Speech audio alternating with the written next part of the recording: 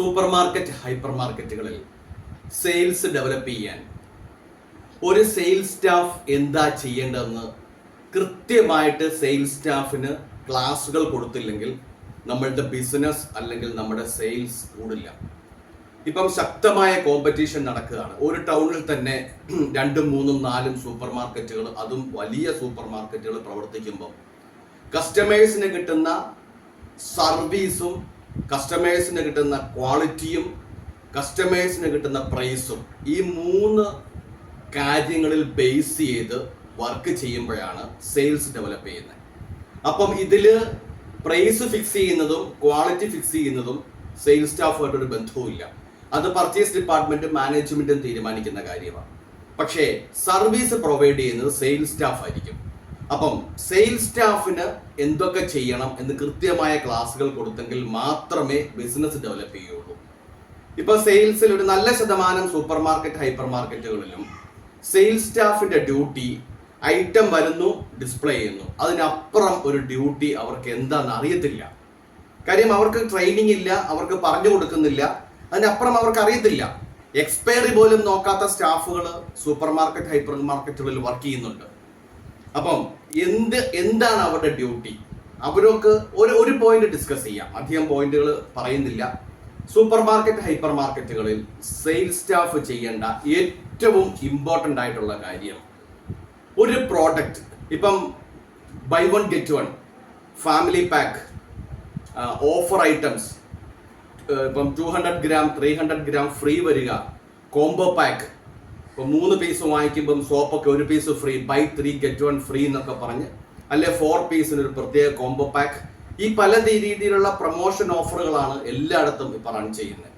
എല്ലാ കമ്പനിക്കാരും സിംഗിൾ പീസും ഓഫർ പാക്കും മാർക്കറ്റിൽ ഇൻട്രൊഡ്യൂസ് ചെയ്ത് കഴിഞ്ഞു. അത് ഏത് പ്രോഡക്റ്റ് ആണെങ്കിലും, ഫുഡ് ആണെങ്കിലും നോൺ ഫുഡ് ആണെങ്കിലും. അപ്പം കസ്റ്റമേഴ്സിന് അറിയേണ്ടത് ഒരേ ഒരു കാര്യമേ ഉള്ളൂ, കൂടുതലൊന്നും കസ്റ്റമേഴ്സിന് അറിയണ്ട. ഈ പ്രോഡക്റ്റ് പർച്ചേസ് ചെയ്ത് കഴിഞ്ഞാൽ എനിക്ക് എന്ത് ബെനിഫിറ്റ് കിട്ടും, അതാണ് കസ്റ്റമേഴ്സിന് അറിയേണ്ടത്. കസ്റ്റമേഴ്സിന് ഫീച്ചർ അറിയണ്ട, അതിന്റെ ഫീച്ചേഴ്സോ അതിന്റെ മറ്റ് എക്സ്പ്ലനേഷനോ ഒന്നും കസ്റ്റമർക്ക് അറിയണ്ട. കസ്റ്റമർക്ക് അറിയേണ്ട ഒരേ ഒരു കാര്യം, എനിക്കിത് പർച്ചേസ് ചെയ്ത് കഴിഞ്ഞാൽ എന്ത് ബെനിഫിറ്റ് കിട്ടും.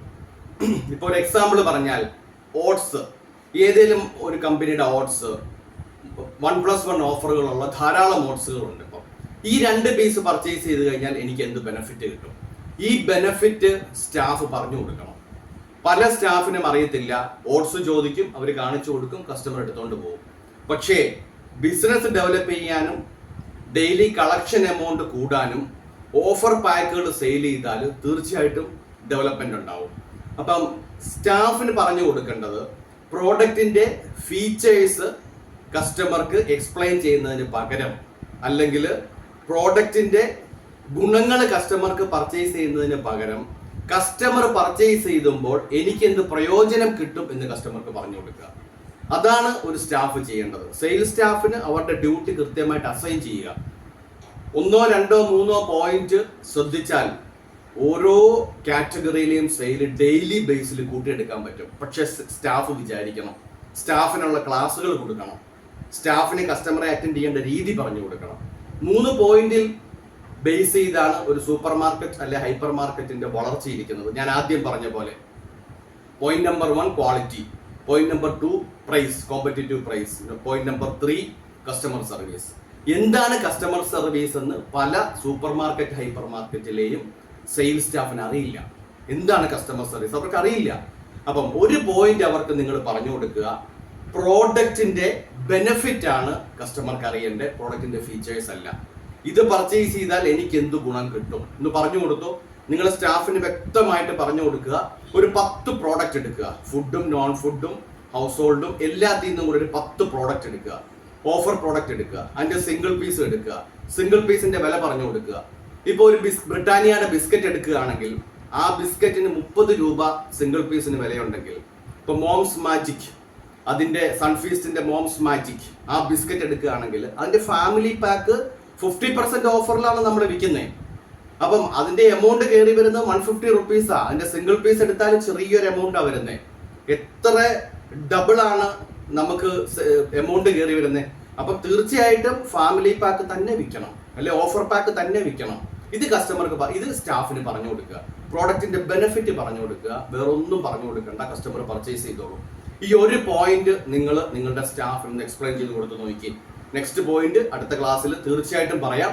ഈ ഒരു പോയിന്റ് ഒന്ന് പറഞ്ഞു കൊടുക്കുക, സ്റ്റാഫിനെ ട്രെയിൻ ചെയ്യിപ്പിക്കുക, ഒരു 10 പ്രോഡക്റ്റ് എടുത്തിട്ട് അതിന്റെ സിംഗിൾ പീസും എടുക്കുക, ഓഫർ പാക്കും എടുക്കുക. ഇതിന്റെ രണ്ടിന്റെയും വ്യത്യാസം സ്റ്റാഫിന് പറഞ്ഞു കൊടുക്കുക. ഇത് വിറ്റാൽ കമ്പനിക്ക് എന്ത് കിട്ടും, സിംഗിൾ പീസ് വിറ്റാൽ എന്ത് കിട്ടും, ഇത് പറഞ്ഞു കൊടുത്തിട്ട് ഓഫർ പ്രോഡക്റ്റുകൾ വിൽക്കാൻ സ്റ്റാഫിനെ പ്രാപ്തരാക്കുക. അതിലേക്ക് അവരുടെ മൈൻഡ് സെറ്റ് ചേഞ്ച് ചെയ്യുക. അതാണ് കറക്റ്റായിട്ട് ചെയ്യേണ്ടത്. മൈൻഡ് സെറ്റ് ചേഞ്ച് ചെയ്യണം.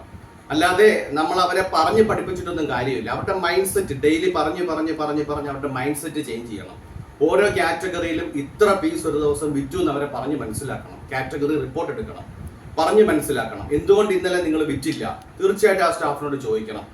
ഒരു മാസം ഈ പോയിന്റിൽ നിങ്ങൾ പോയിന്റ് ബേസ് ചെയ്ത് നിങ്ങൾ വർക്ക് ചെയ്താൽ നിങ്ങളുടെ സെയിൽസ് തീർച്ചയായിട്ടും ഡെവലപ്പ് ചെയ്യും. ഒന്ന് ട്രൈ ചെയ്ത് നോക്കുക. Thank you.